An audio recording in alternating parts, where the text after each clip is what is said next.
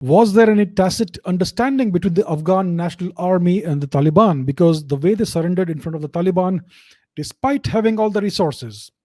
And who is Gulbuddin Hekmatyar?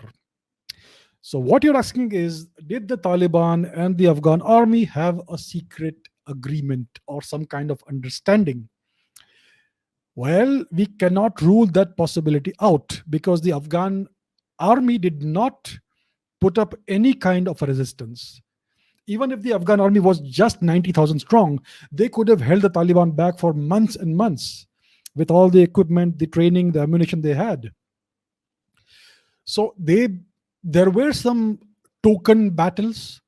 It seems like there were some show battles, people firing in the air, making noise for some time, an hour or two, and then everything is over and the Taliban moves on.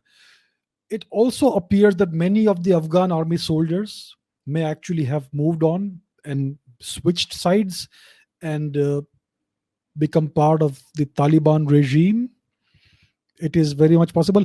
It is true that the Taliban have been targeting some of the commanders of the Afghan army, the forces.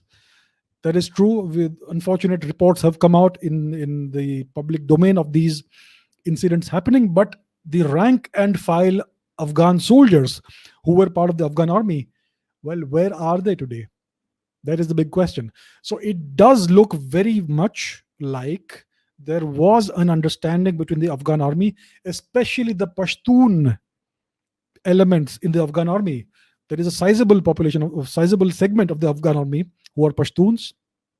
There seems that there was some kind of agreement between the Taliban and the Afghan army to allow the Taliban to take over very quickly, because there is no other way to explain the rapidity with which the Taliban have taken over the country after the Americans left.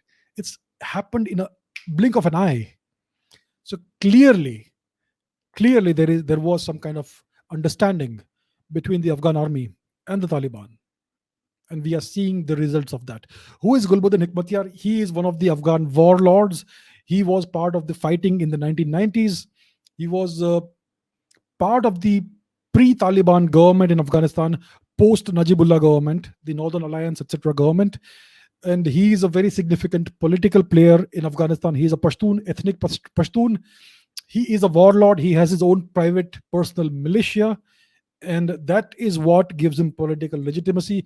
Because like Mao Zedong said, political power flows from the barrel of a gun. And nowhere do you see it more acutely than in Afghanistan.